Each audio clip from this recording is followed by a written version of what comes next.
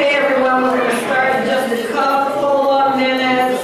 Last chance to get some burritos and some rice and whatever else will settle down. And our guests of honor just arrived, so we want to give them a chance to just sort of chill out and really talk to us tonight. Well, you know what? Actually, in the meantime, I could say something to those of you who don't know what this is or where you're at. My name is Lolita Hernandez. I teach creative writing in the University of Michigan Semester Detroit program. Craig Register back there is the associate director, and you are at the University of Michigan Detroit Center, and I like to call this Adele's house. She's the director, and she feeds us. She's back here, over here. And she's back here. Over there she is. Thank you, Adele, for hosting us. And this is our weekly series for the fall term. And tonight we're very privileged to have some soldiers in the struggle on the water situation in Detroit. We had hoped to have Marion Kramer, but at the last minute she realized she had a conflict of interest. She really has to be in San Francisco, which is where she's at now, receiving an award for being a legendary struggle. So I'm really proud of her. But in the meantime, we have three others who are going to really tell us this story. Is there anything else I need to say, Craig? Parking, stubs, that kind of stuff? I don't know, Adele, are they going to need to get a validator or not? Because I think the structure's open. Isn't it open? Yes, it was very, It was open when I came in. It was open. Oh, it's open? Okay. okay, I think. So you should be fine if you park the structure just going out without Okay. it. Don't worry about it. Okay, ladies, you want to come on?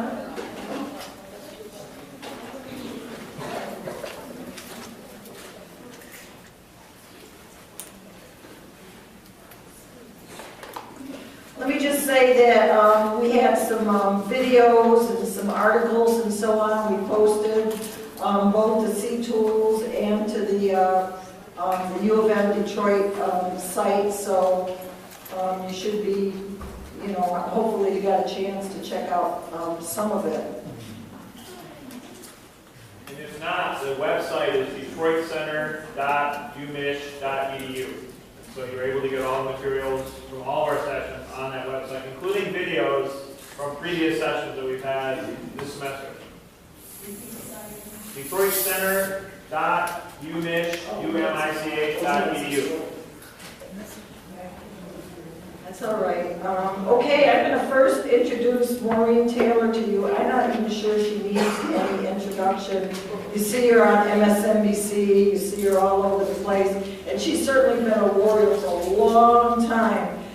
She's a chairperson of the Michigan Welfare Rights organization, and has really been, along with Marion Kramer, doing some terrific work for years and years on welfare rights and the water struggle.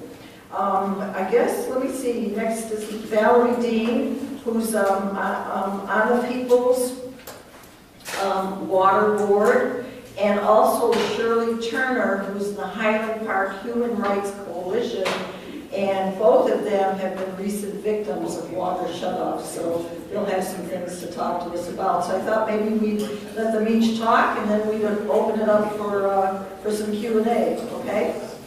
Very good. I bring you all greetings from Michigan Welfare Rights. Always when Professor Lolita says, I need you to be here and do this, the answer is okay. In the rain and the snow over many years, we always show up when she says to show up. So it's always a humbling and a special moment to be able to come and fulfill any speaking obligations, particularly when I fill in for Marion Kramer, and I can just tell you, no one can fill in for Marion Kramer. So I'm just going to do the very best I can do. I serve as state chairperson of the Michigan Welfare Rights Organization, which is an advocate organization that fights on behalf of low-income families. Somewhere around February or March, Welfare Rights, which is located in, or is housed in Central United Methodist Church, started to get a number of calls that was quite different from people talking about my water is cut off. And I've been receiving letters to say my water is going to be turned off. And we began to notice that it seemed to be out of the ordinary in terms of higher and higher numbers. By the time we got to April, the phones were ringing at about 25 to 30 calls per hour. And that was sort of an indication that something different is going on here about this water situation. What's going on? So we did a little research, made a few calls, and that's when we discovered that the city of Detroit had decided to enter into this mass water shutoff program in an effort to try to convince or force people in the city of Detroit to pay delinquent water bills. And, you know, I was telling my friend Sandra there, you know, in my whole life, I never thought in my whole life that I would be in a fight about whether or not poor people had access to water. And we're surrounded by the Great Lakes. I just, you know, you can tell me about a lot of different fights, but this one I didn't see coming. So after several discussions, having talks with the people, going out to individual households, looking at bills, I mean, a real scouring of the neighborhood, it became clear that there was a certain population that was being targeted. And the water shutoffs in Detroit were being aimed at low-income households. Well, that will not fly, especially as long as members of welfare rights are alive and on this side of the dirt. So for sure, we put on a different kind of a hat and began to press the city of Detroit and demand that we get some answers about this draconian process.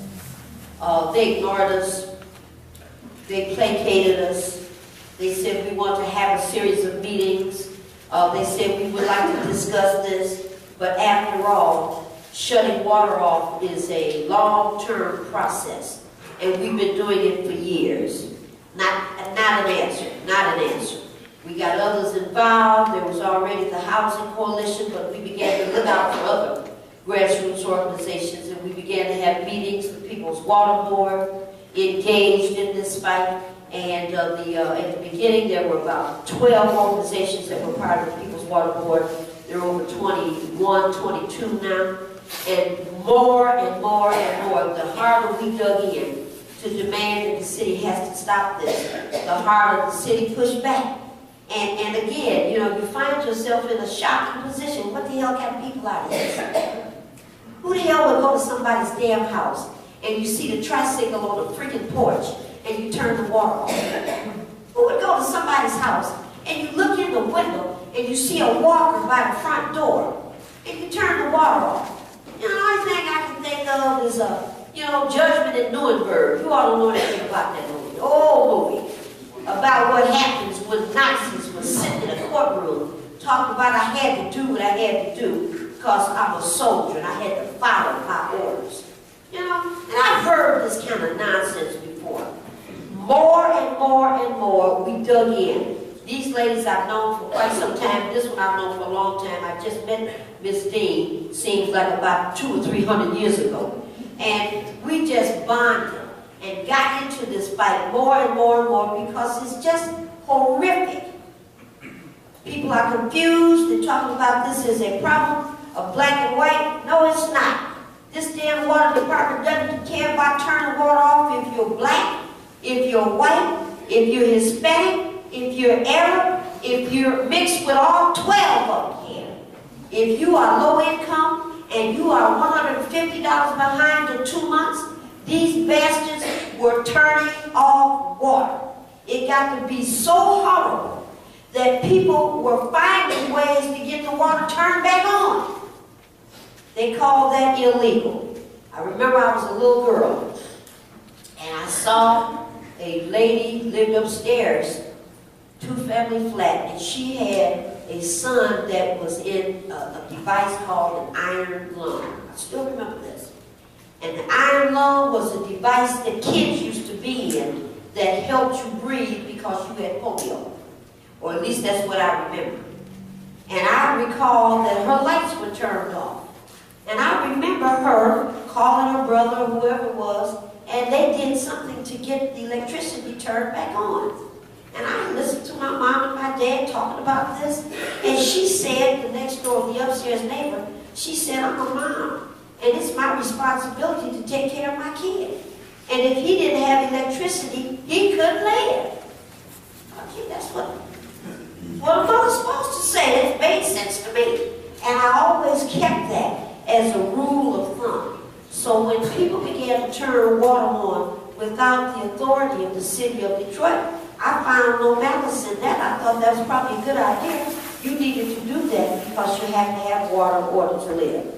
The rule, however, was very, very vicious. If the city of Detroit comes to your address after they disconnected water and you reconnected, there's a $250 reconnection fee and a fine of $400. So people that didn't have money in the beginning now have to pay an additional $650, $700 to get service restored. The long and short of this is that once the technology changed, and the technology I refer to is these factories that Professor Hernandez talked about, the Dodge Mains, the Chevrolet Geared Axles, the Hugh Avenue Foundries, the Lynch Road Assemblies, the Cadillacs, the Fleetwoods, the glass plants, the Rouge plants, all of those facilities, once they began to downgrade and lose and replace employees, things began to change. At one time, the Ford Rouge was the largest manufacturing automobile entity in the world. It had at its height a little bit more than 100,000 workers. However many cars that they made.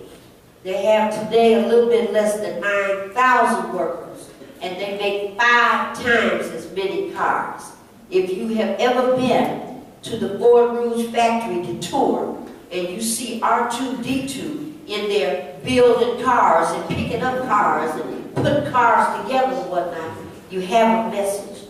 And the message is that labor or technology that used to enhance labor today replaces labor. What are you going to do? Whatever it is you study, whatever it is you're getting yourselves prepared for, let me just go back to my neck of the woods. It ain't going to happen. They don't need us to produce things anymore in this kind of world. And we're going to depend on you to come up with an answer. What do you do when you can't work anymore and earn a salary? Last thing I'll say, I put the microphone in the hands of my colleagues, is that I'm a Star Trek kid. I remember the first group of Star Trek people. And I still watch all the movies, Star Trek 1, the movie, Star Trek 2, the movie, Star Trek 3, the sequel, whatever the rest of them are.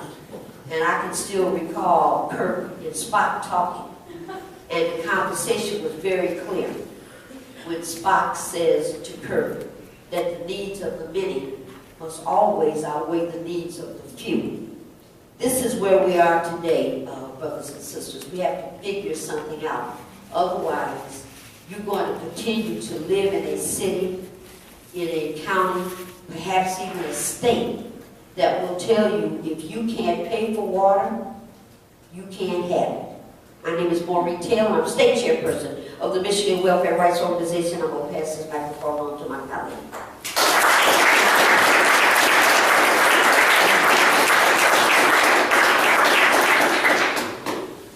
No pressure on that last statement. I'm leaving it all up to you. No pressure on that.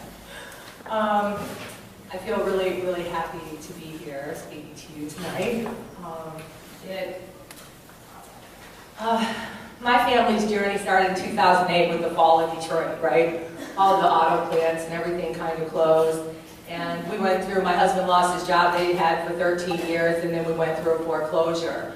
We ended up over here on the north end, not too far away, and we were able to buy a house for just a few $1,000s, and we lived through the foreclosure okay, still struggling, but okay.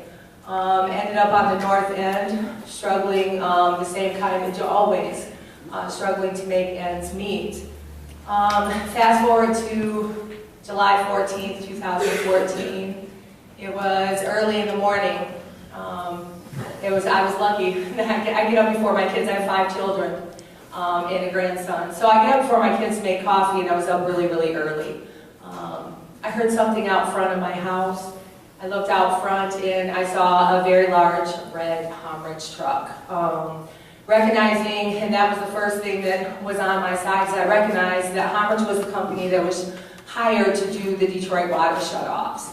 So I knew immediately that they were there to shut my water off.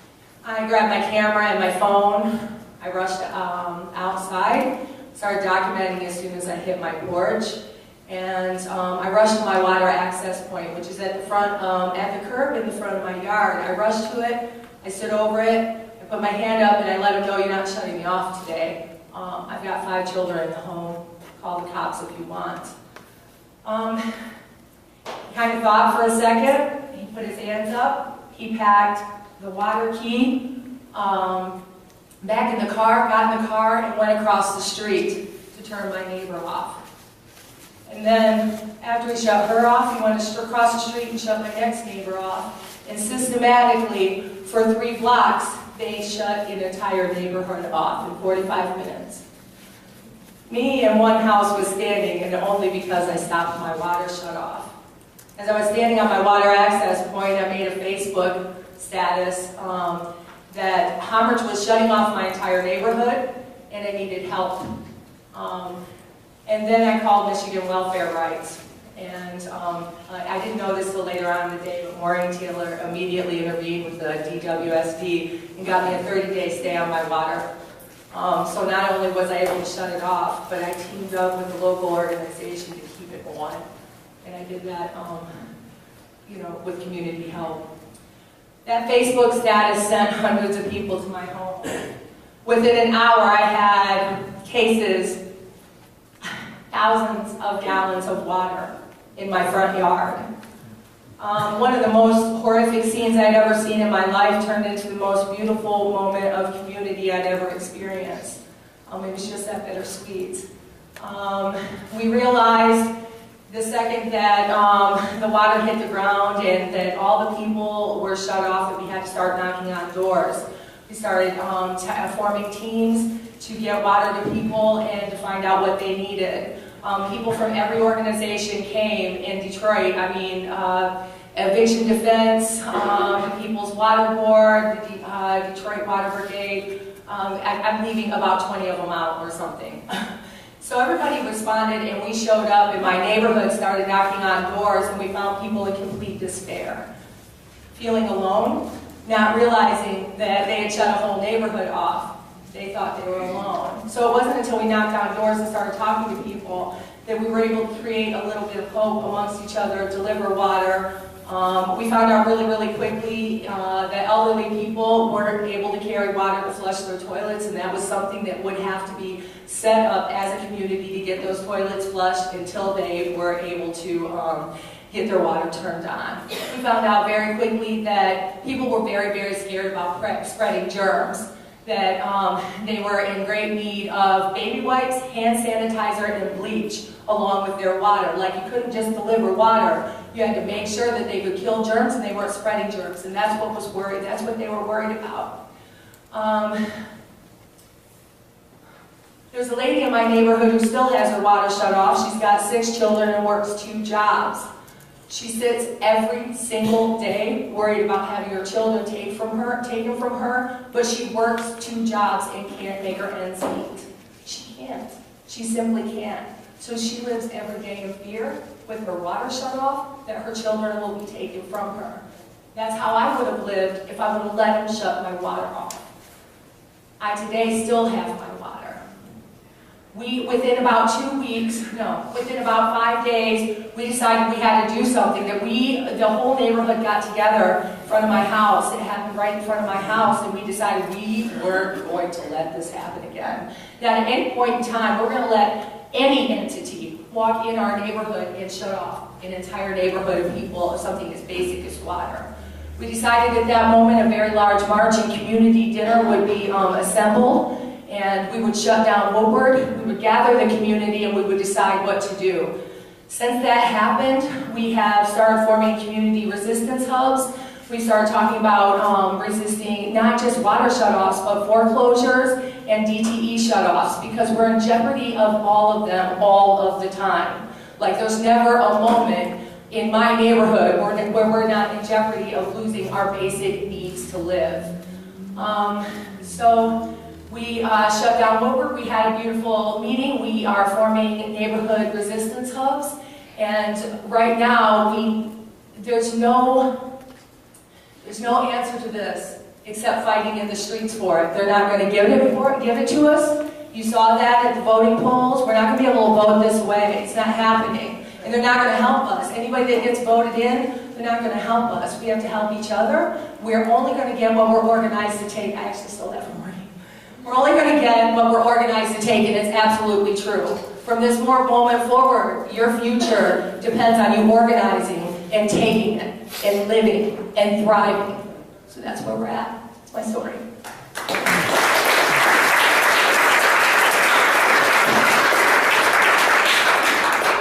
Hi, my name is Shirley Turner. I'm from the Highland Park Human Rights Coalition. Our coalition started really about in the year 2000, when we started the water fight, when the financial managers came in, and they had started to try to turn water off. So we had to do something. But in the last 3 years, something that I'm going to steal something from Maureen, I never thought in my whole life that we would have a mayor that would not send out water bills in over 3 years, which is going on 4 years, something either a water bill. Highland Park Human Rights Coalition is in Highland Park. Highland Park is 1 block south of where she lives. We have been fighting and fighting and fighting. I'm going to start from the beginning. When the mayor decided, actually he didn't decide, the governor's, who would you call him? The governor's, the treasury was the guy that came in and told the mayor not to send out water bills. When this started, well actually it started before then, the meters, the things that, you know, the little gadgets, what you call them, that sticks into the side of the meters? The readers, what are they called? Well anyway, the apparatus. They decided that they were going to use these, okay? Which they were using them and they were working fine. But then all of a sudden, they didn't work. So we got bills that are not correct. On my block alone, there in the first year, the people finally got a water bill, was over $50,000. There's only 11 residents that live on my block. Okay, now we have been fighting to try to get him to figure out exactly what he's going to do to rectify this. But it's a plan. It is a true plan. Our water plant, which he took and put us on Detroit Water, I have lived in Highland Park all my life. I have used water that came in from Lake St. Clair to Highland Park. He had the plant closed. He fired everyone that worked in the water plant and in the water department. So far, nobody's water has been turned off prior to the early 2000s. But where are we going? When you already owe $20 million in water bills, that's not including the water bill that we are going to owe for the second when he took and put us on the Detroit side. Highland Park is a prime location. Everybody, and they've been trying to get Highland Park for many, many, many years. We do not have a school district anymore. We do not own a public school in Highland Park. All of the houses, it's as though we're in Kuwait somewhere, okay? Somebody took and dropped a bomb. But this water situation is, you know, people, when you tell the story about, well, you didn't get a water bill, but yet and still,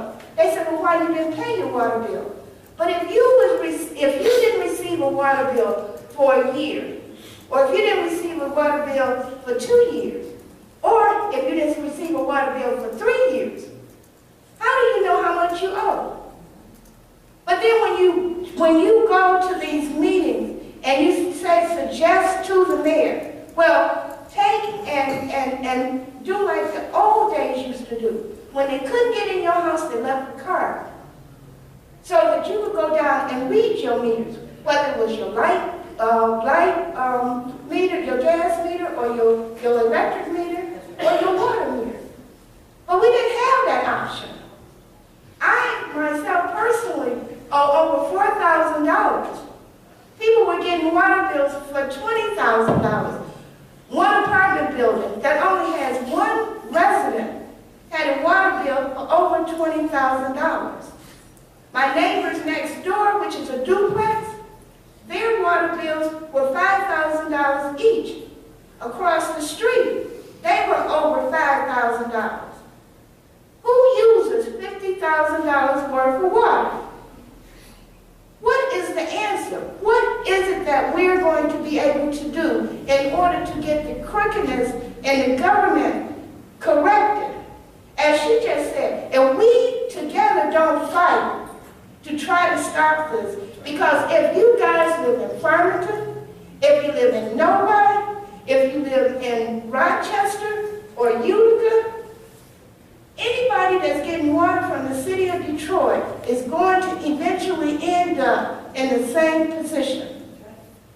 You know, they started the Water Authority Board, which I'm asking all of you young people to keep an eye on, because this is going to create a very serious problem. The suburbs have been fussing about they've been overcharged. Well, we've been overcharged forever. But you guys that live in the suburbs, you're going to see a difference in your water bill. And as far as this electric is going on, these smart meters, they don't need to be applied to your house because they're not safe. They're not safe. Yeah, they're smart. But they're not safe. But I'm going to close, but my whole story is that Highland Park is really struggling. Because if we don't find a solution to this problem, a lot of elderly people on fixed income is going to lose their property. The governor has a plan for Highland Park. We just don't know what the plan is. We've got to stop him and all his little cronies before we all end up on the street. I mean, people are suffering, trying to figure out where are they going to get the money to pay these bills. There is a,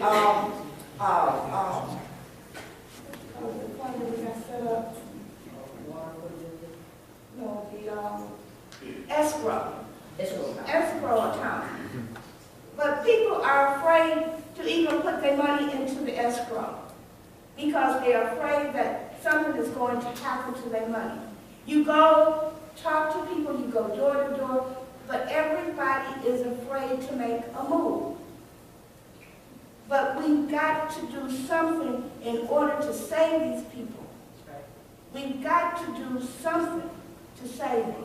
You young people, you got your whole lives. But you got to pay attention because something came to me the other day. I worked just about all of my life. I didn't take the time to invest in what was actually going on in my community. When I retired and started getting involved, which made me get involved was the water and how they was overcharged. You've got to pay attention.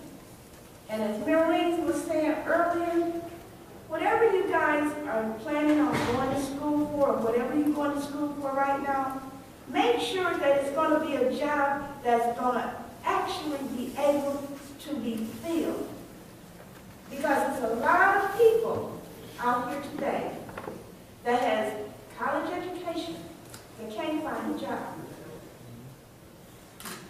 Understand exactly where you're going and where you want want to be.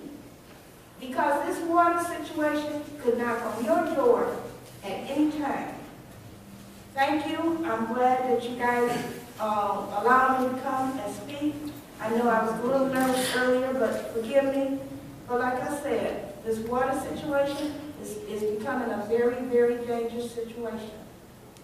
And be aware, whether you live in the city or the suburbs, this tragedy is going to knock on one of y'all's doors. Don't think that y'all are not going to be affected, because you are. It's not just happening right here in the city of Detroit and Highland, although the situations are really, really different. I'm telling you, keep your eyes and your ears open. Thank you, and God bless all of you.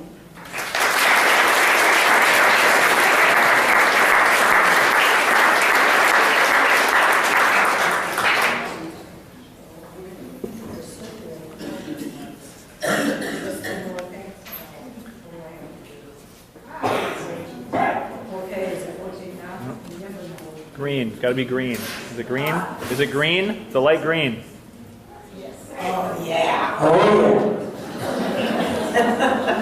Thank you very much. I have a lot of questions. I wanted to ask our student Maris to throw another thing in there with the tar sands, and then maybe we could get some really good discussion about the UN stuff, get something going about why is this happening. I want to know something about this new regional board, because it just seems like a conspiracy going on here. So Maris, here you go. I feel really weird now adding another like tragic layer to this. But I was really involved during the last couple of years with Michigan Coalition Against Tar Sands.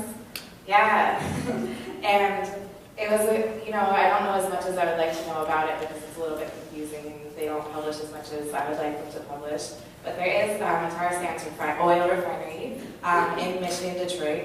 And if somebody doesn't know what tar sands is a very specific sludge-like crude oil that comes from Canada. And that's what the Keystone Pipeline is about. And it's, once it spills, like it did in the Kalamazoo River, you can't clean it up because it falls to the bottom of the river, and then you completely destroy the bottom of the river if you try to clean it up. So if you study oil and its how it's refined and how it passes through places, inevitably oil will spill, and inevitably pollutants that they use to extract the oil and refine it, which they keep outside and they don't keep very well contained, will run over if it rains, and it does rain. And this pollutes our air, and it pollutes the people around the refinery, and it seeps into the groundwater, and it seeps into our rivers, and it seeps into the lake, where we get our water. So that was another layer. I was just talking to Lolita about adding context to this, and it spilled in the Kalamazoo River, and people are still suffering from that. So that's something that's happening, and we'll add another layer of controversy to the water case, because soon enough the sources from which we create water will be affected by the refinery.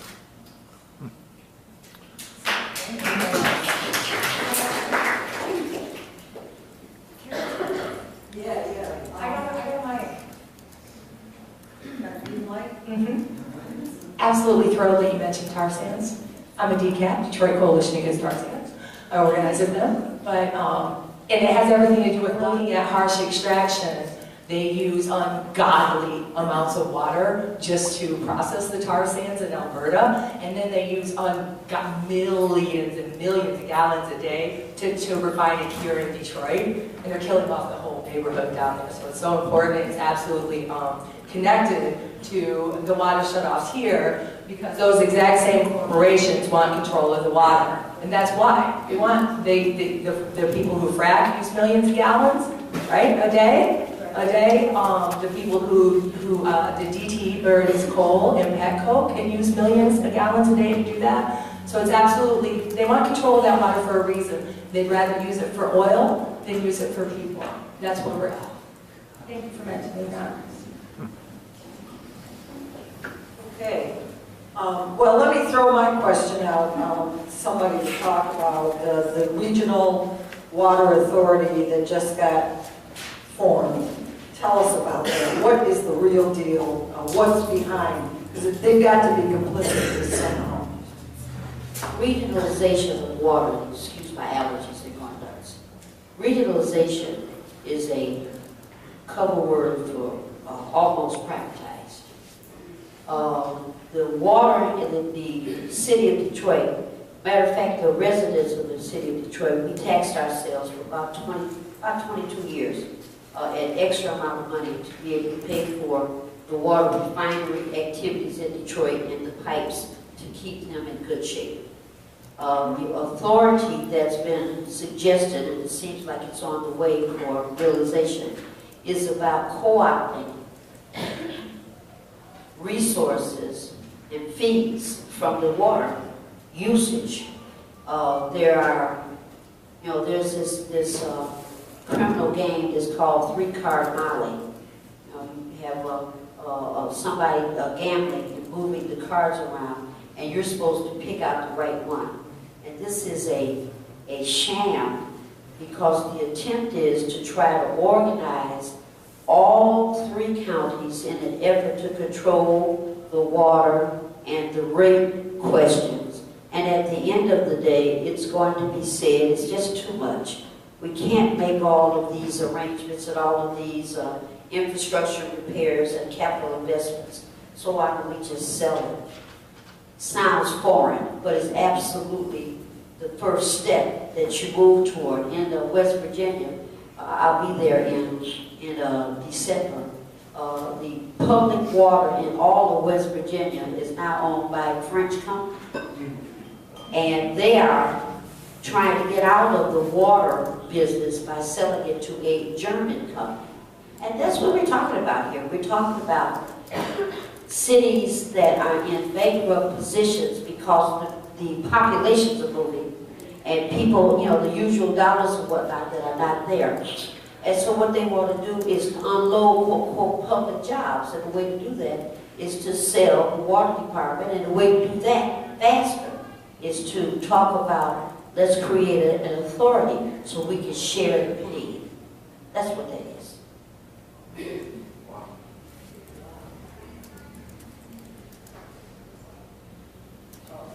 No. Did you want to say something?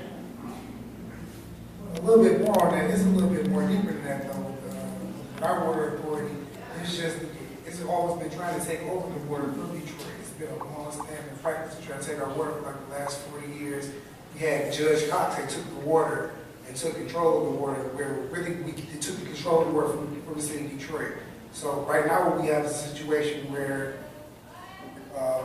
we have someone named your friend in Oakland County. I'm gonna let you say it now. I'm gonna let you say it now. Has been a long-since practicer of trying to get this water since the Coleman and Young days. They've been trying to take our water. So right now, it's an opportunity to take the water and to run the people, the citizens off at the same time. So, but the pipeline is going up into the suburbs, so it's also going to be the same process going along out there. So we're going to have a situation where the water bill rate doubles immediately when you get the authority, and then within like 5 years, it goes up like 500% on everybody.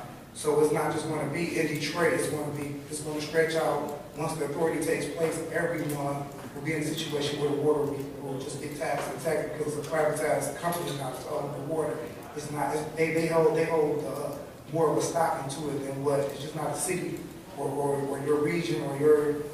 It's more of a privatized company that's coming in there and they take control of it, and eventually it'll all just be sold off to one entity in the near future. Just want to eventually just dump it, and then nobody has it. It's just like there's no telling how much the rent can be.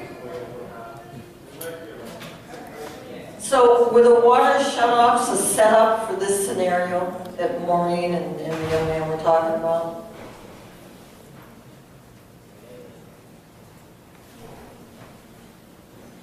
I don't know for this scenario, but there is a plan.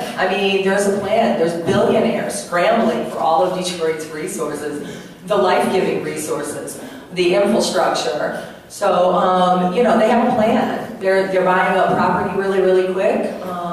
They're building things, they're moving, shifting, and hoping that people move. That the poor, that they move.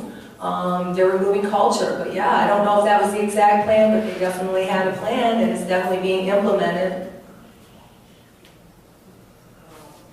Let me get over here with the mic. This is where I get my workout, to work off the dinner. I just have one question, and that is, if the regional water authority isn't the solution to Detroit's crumbling water infrastructure, what is the solution that you suggest to fix the infrastructure and to provide all of Detroit's residents with clean, safe water and affordable? Good question.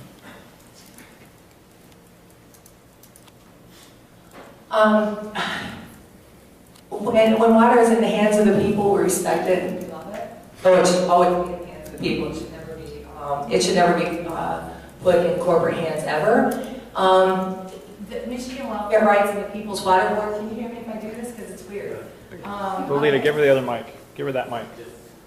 Michigan Welfare Rights and the People's Water Board have put together a water affordability plan that everybody would have access to water.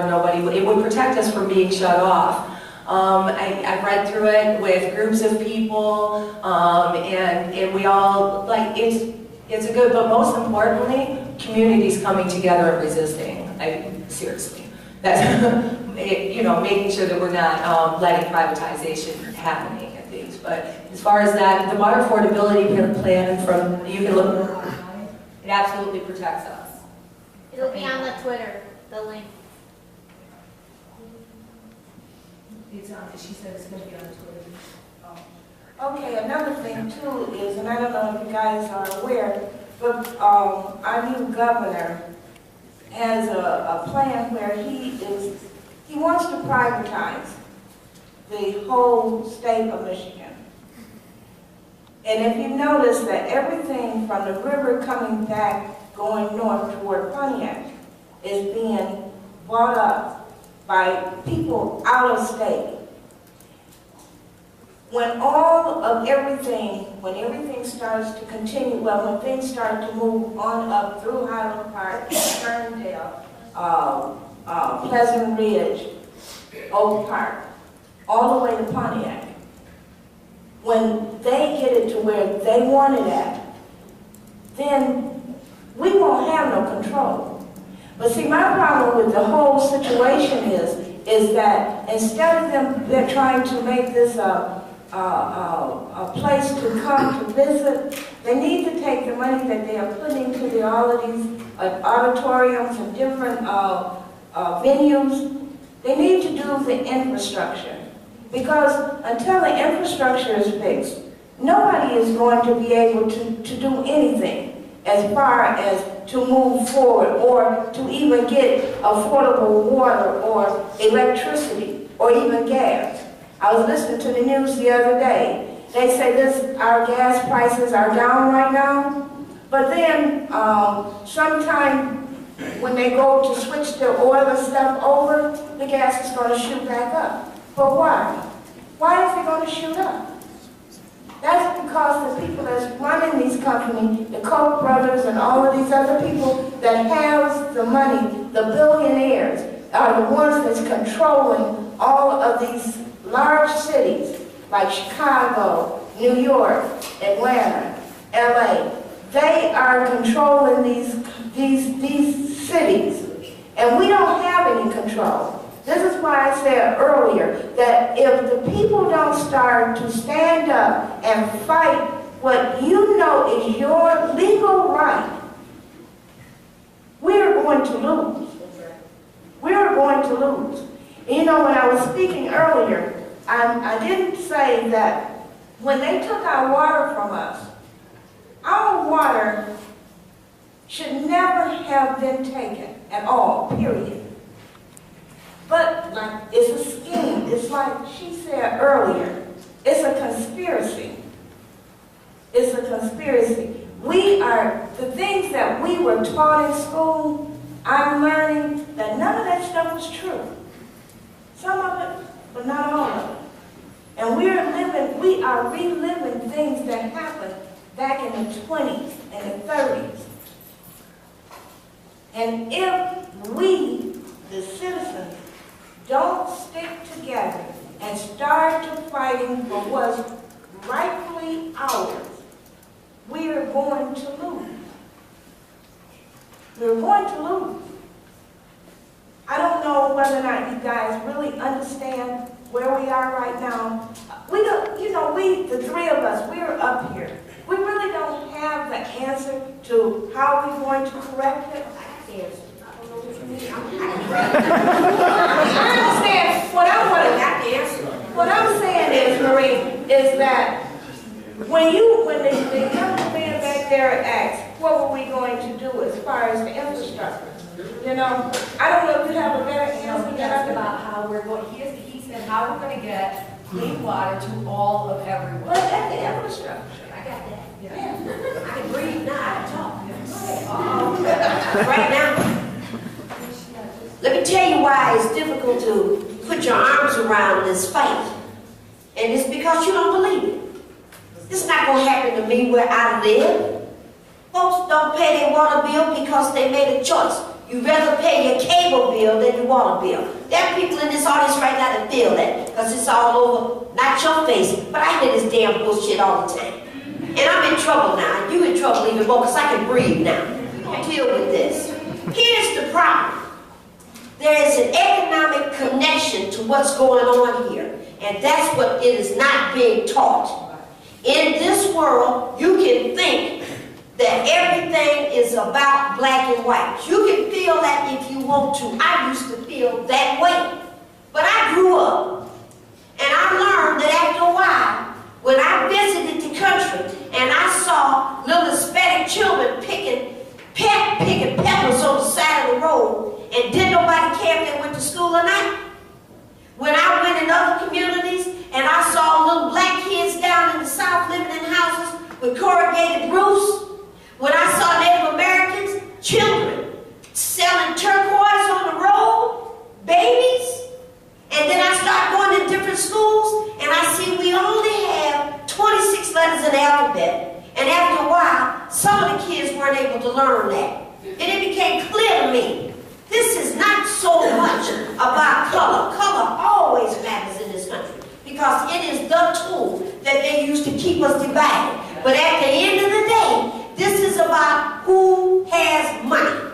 The Koch brothers came here and said, we're going to spend $100 million to make certain that that son of a bitch up there in Lansing get re-elected. How did that happen?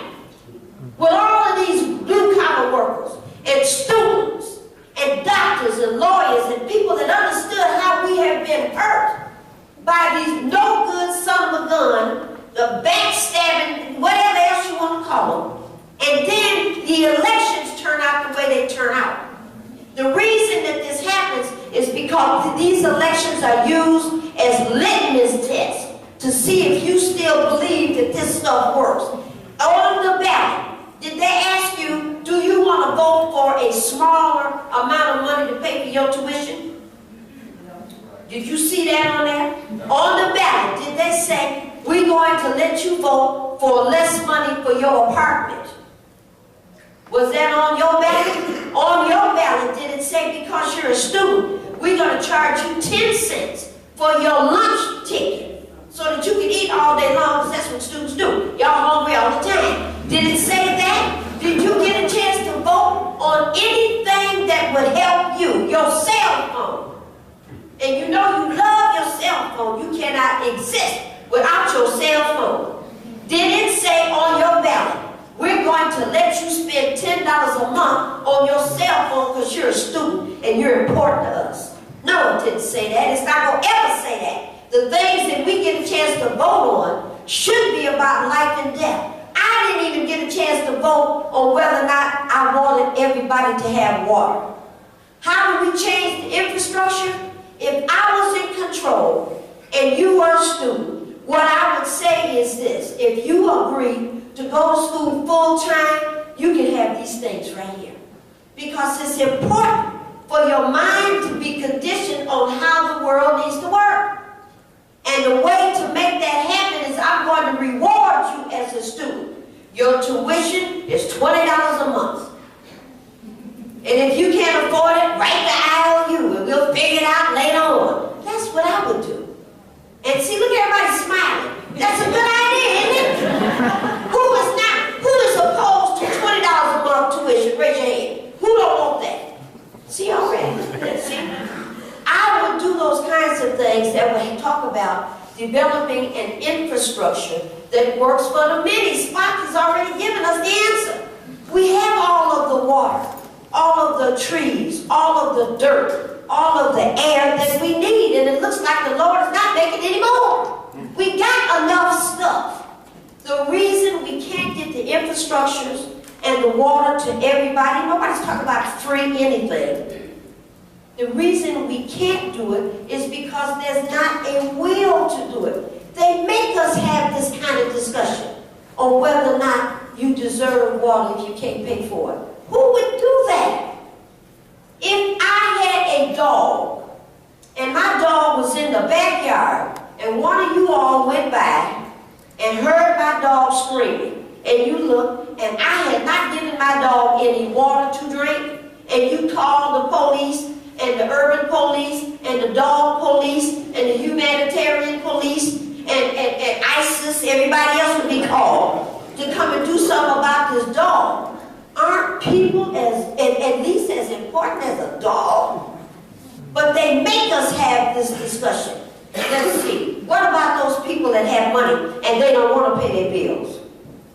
I will say this last thing to you because again, I can breathe, I can think now. Story about a shepherd. Worrisome shepherd that had a lot of sheep. And something happened when the shepherd was moving the herd of sheep from this place to that place. And one or two of those sheep came up missing. And people were saying, why are you worried about that? You got 89, 99, you got a whole bunch more. Move on.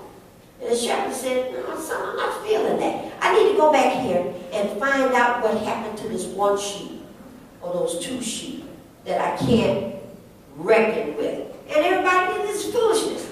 Leave them alone and go ahead. These people that don't want to pay their water bill, leave them alone.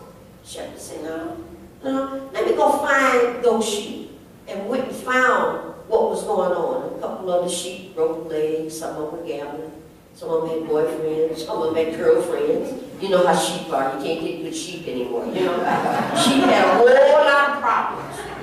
But the shepherd was not happy until he was able to get those sheep and put them back together again in the flock. And I tell you, my sisters and brothers, the argument is not to divide off the sheep.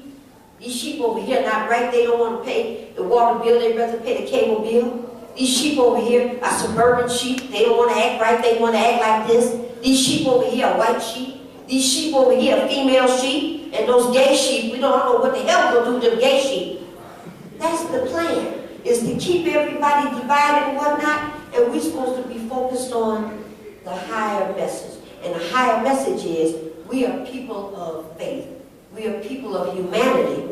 We are people of belief. We don't stand for people not having water under any conditions. I don't care if they had $1 million and they never paid for it. We always take the high ground. Everybody is supposed to have access to water. It should not be a question of making us decide, well, this one should get it and this one should not. That's the Nuremberg fight again. You go down and you get off the train, this woman goes that way, this child goes that way, this one's in trouble, that one is not, and they're trying to make you the gatekeepers to hell. Resist that. We are people that believe that water is a trust, a public trust. We are not going to let it be privatized. We are not going to let you figure out who can have it and who can't. And if we have to all die and burn in hell, that will be the plan, because because we are people of good nature. Never let my allergies get bad and I get cleared up as I turn into this.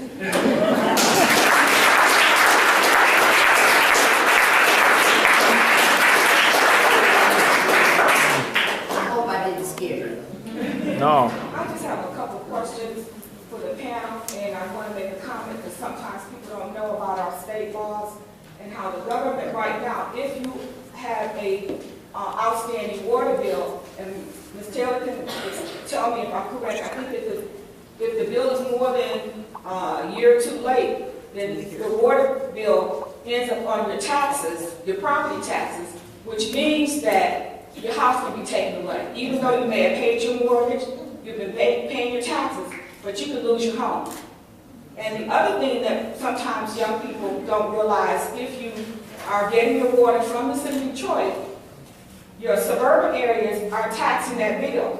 So therefore, let's say for example, you were normally paying $100, your city has decided, we're going to tax you some more money. So you may be paying $130, $140, maybe $30 more than what you think you should be paying. And when you look at the bill, you think, well, this is what Detroit is charging you. No, Detroit is not charging you $130. They may be only charging you $80, but your community is charging you another $50 or whatever. That's another thing that's happening. The other thing I want to mention, and I want Ms. Marie to expound on this, the city councilwoman, Joanne Watson, some years ago set up a fund where on our bills, those of us who live in Detroit, we pay a little bit extra so that we can assist people who get behind in their water bill. So what happened with that? Why did that stop? That would help people who were not able to pay, just like the THAW, that's an agency that helps people pay their utility bills when they get behind with their gas and lights. So what happened with that extra money that we were paying to go on those bills? The water affordability plan. And I guess the last thing I want to mention is that sometimes in the city, because of an antiquated system, people don't get their bills on time. And when you pay your water bill, sometimes it's not posted in a timely fashion. So people are getting notices when they have actually paid their bills or that said they get a late. I have rental property, and this summer I had 2 properties where the city had kicked me off the roads where I was no longer getting the bill. I had to go and check. Why am I not getting the bill? Oh, we took you off the roads. Why? I still am using water. I still have property. So if I had not investigated, they would have charged me a late fee, which I shouldn't have been charged because my mail didn't come at all because they had kicked me off. And this happened twice to me. So it's happening to a lot of people. So you really need to know what's really going on. So when you hear on the news that people are just not paying their bills, that's not always true. There's a lot of conspiracy that's going on that's happening to citizens. Thank you. Oh, let me catch this gentleman here. And then I'll come back and get you over there. Did you have anything that you wanted to say to respond first? About Ms. Joy Watson and the monies that were set aside. That's the 50 cents. Yeah, the opt-in, she's talking about the opt-in and opt-out program. It was discussed back in 2005 and 2006, and it was passed by the Detroit City Council that residents would be asked, please would you consider an additional 50 cents on your water bill, just 50 cents once a month, I guess it was quarterly at that time. And we would use that as the basis for something called the water affordability plan. As far as I was able to tell, there were several hundred thousands of dollars that were collected. Then, at that time, it was collected by Victor McCardle, who was the head of the water department. Today, Victor McCardle is known as inmate number 206. And with Victor McCardle, poof, we don't know what happened to the money.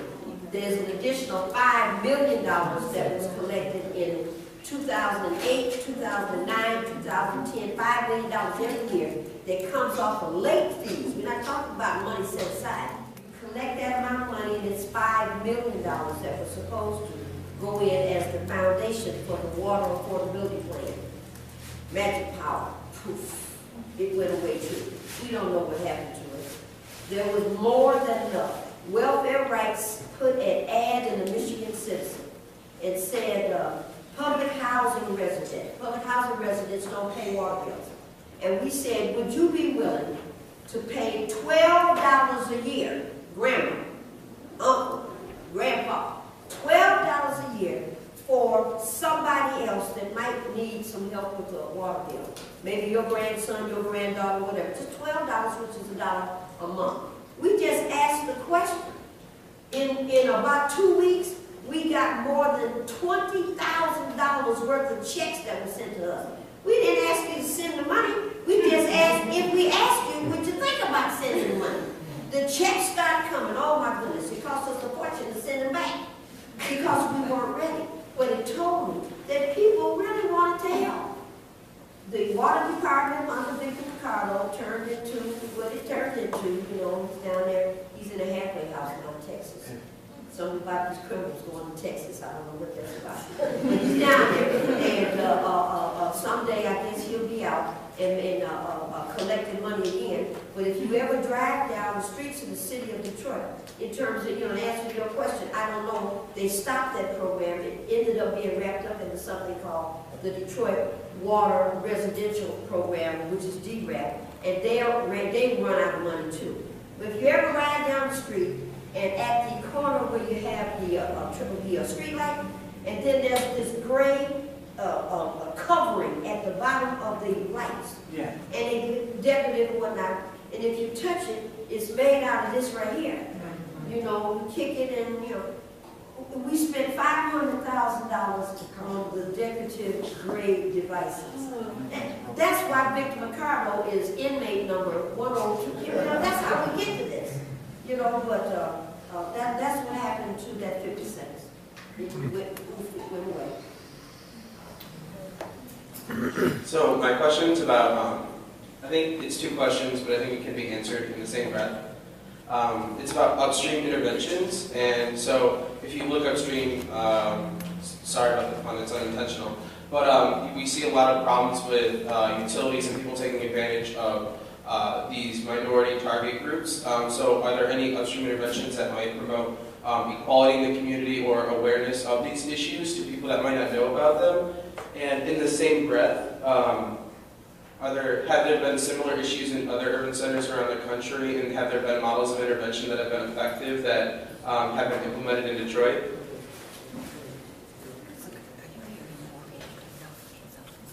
Yes, sir. The water affordability plan, for anyone that does not have it, certainly Professor... Use the mic.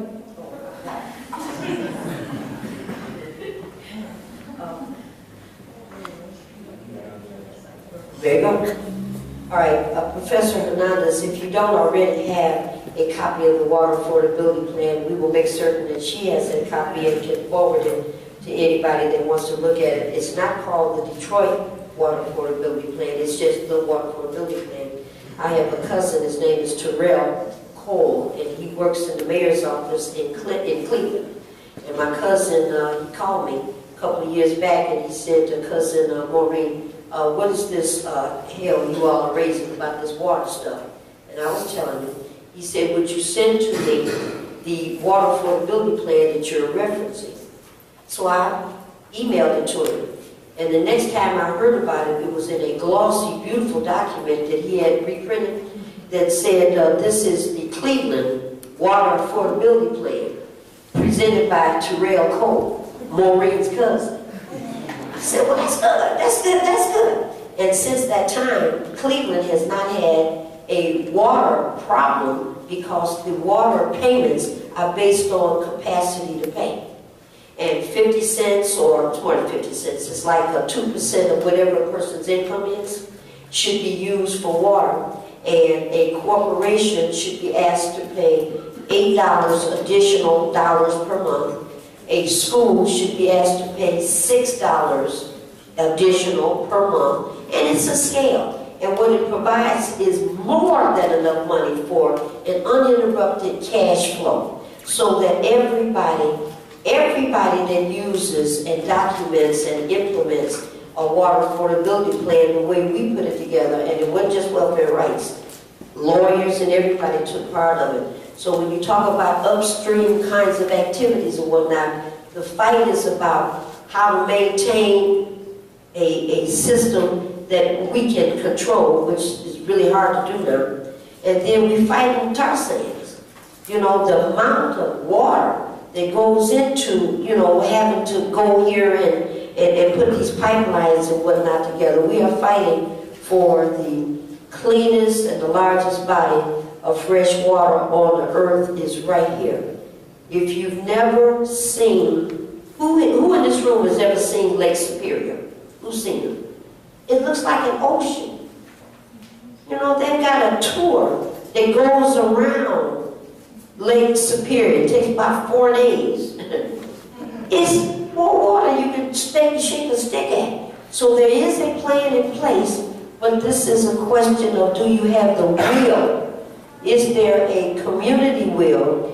There's certainly not a government will to make water accessible to folks. I've forgotten what the other part of your question was. That's mainly it. Oh, I do have a question, but do you have one over here? There's one over here first. Get Danny, and then we'll get you.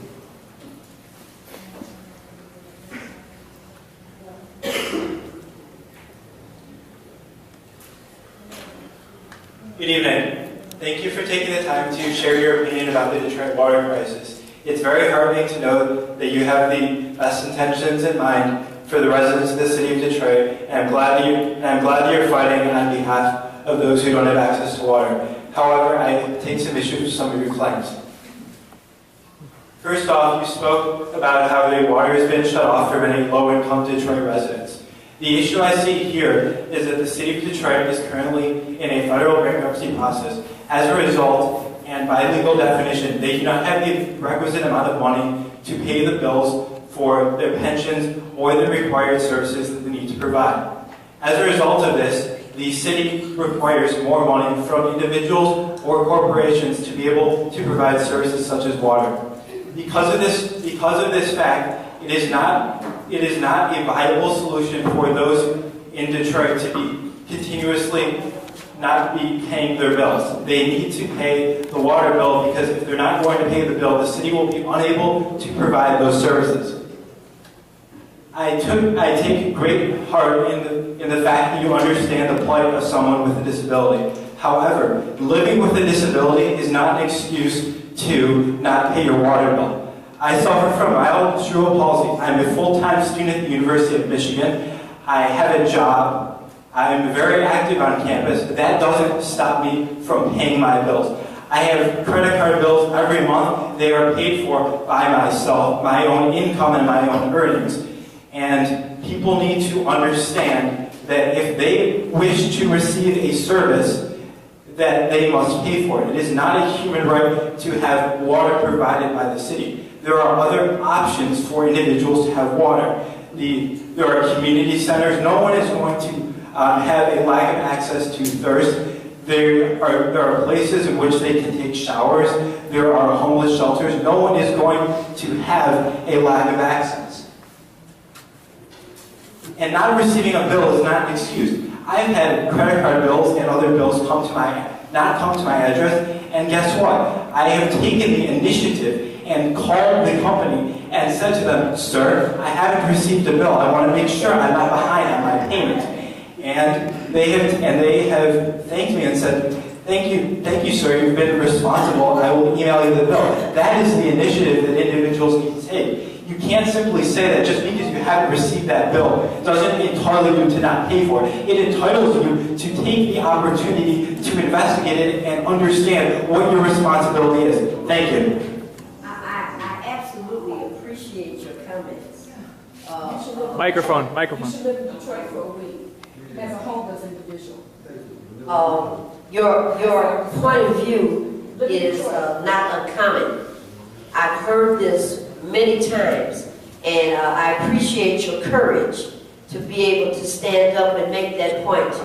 A person's disability doesn't have anything to do with the capacity to pay for water or not.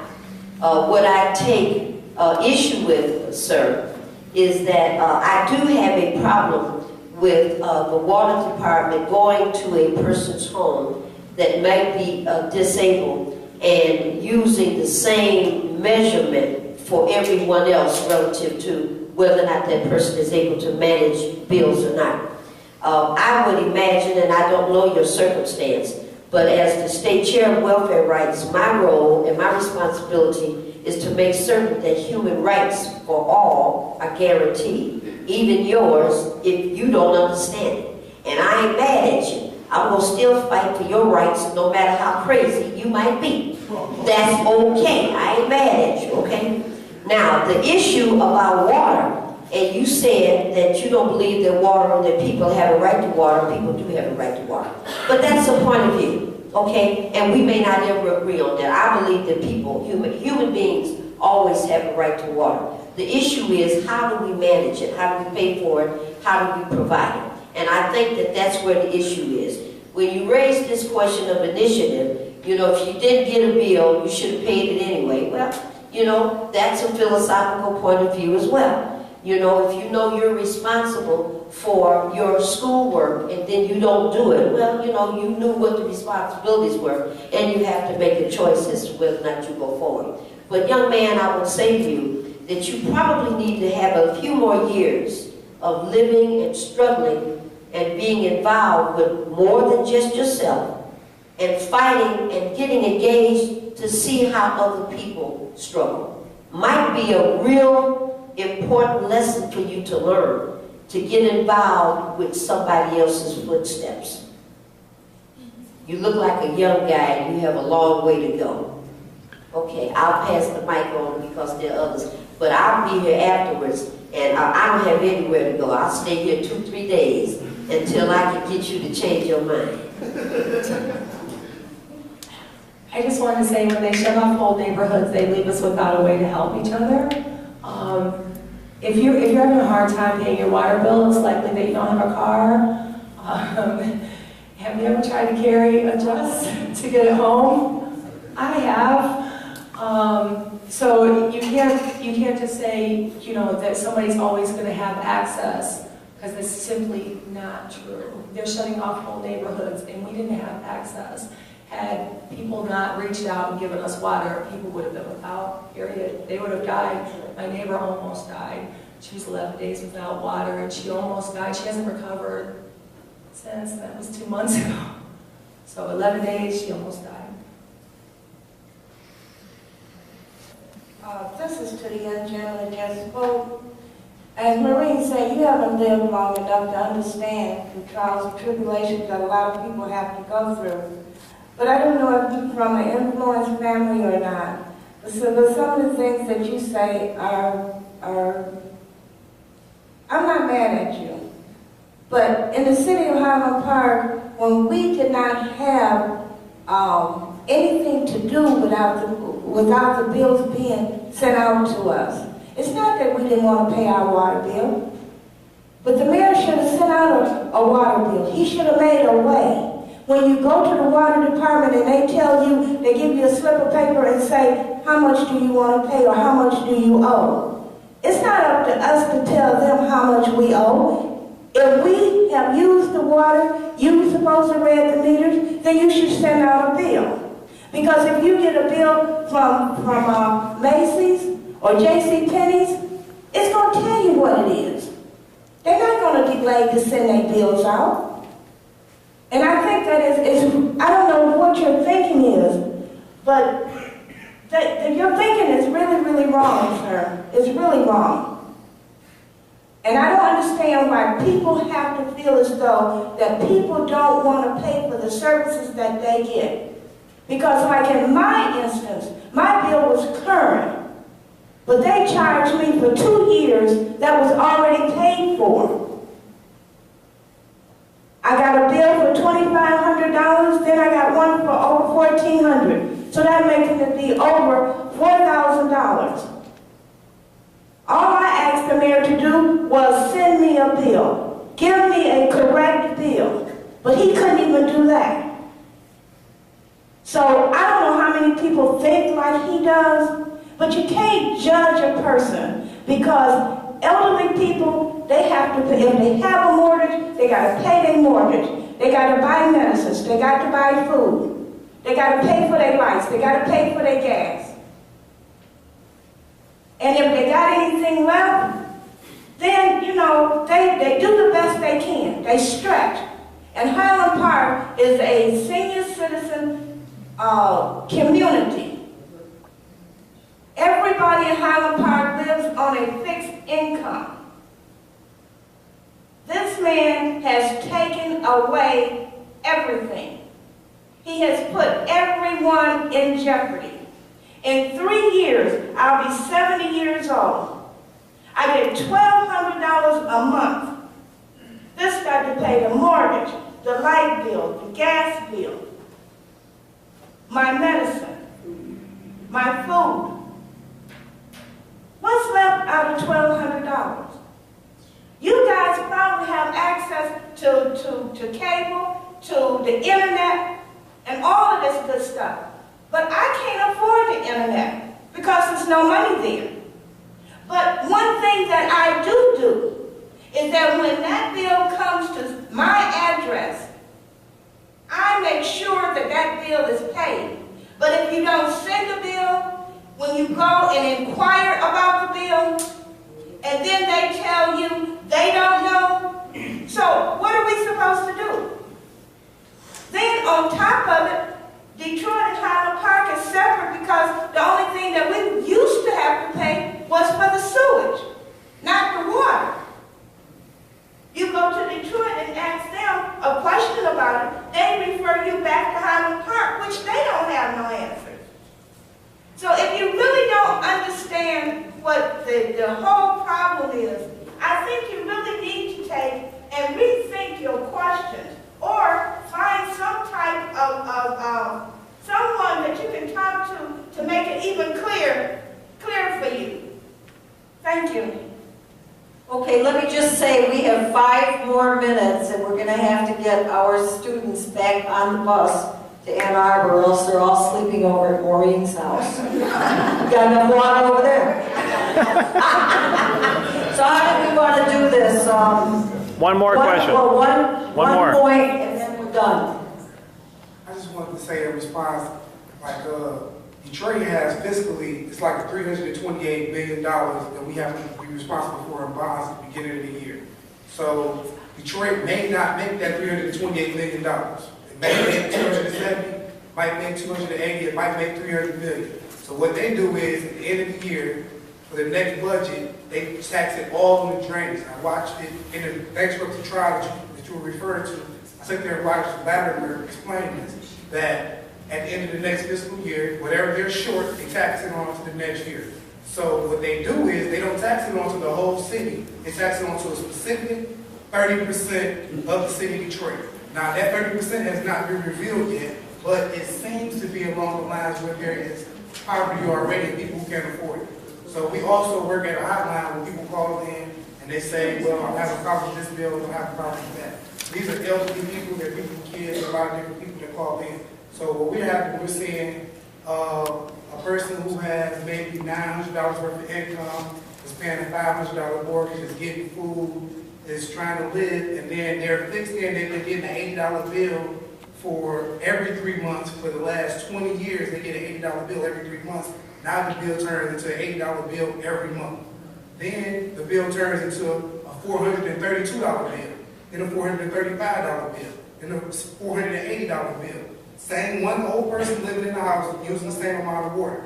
This means that this is one of the areas where the water, where the cost is being dumped at. This is one of the 30% areas. So it's not always in these cases the people's fault. If there's water draining down your street, they charge it to the house. People that got $8,000 bills, and a lot of this is not just people not paying their bills, and also it's people that not paying their bills. It could be a situation where they can come to cut my water off, I owe $800 bill, not the case, but say if they come to cut my water off, I owe $800. Anybody on my street that owes $151, your water's getting cut off that day. It's just that simple and plain. So if you owe 151, you owe 151, you owe 151, you owe 151. They cut everyone off because the person gets $30 per shut-off. So that's what makes it so massive, and that's why they get so many people, and that's why they're doing it like that. It's all just a hustle. It's money. It's just all about money. It's about class more so than race or whatever, and that's about class. So you, sir, are a disabled person who at some point in your life may end up 60, 70 years old and may end up on a fixed income. Well, will you be able to afford it then? When you can't get out and do the hustle and bustle and run around, it may affect you a little bit different. When you're 65 years old, you might change what you're saying then with time. I'm gonna have to cut it off, We have a new bus driver and he's gonna want to get them off. I want to give one more round of applause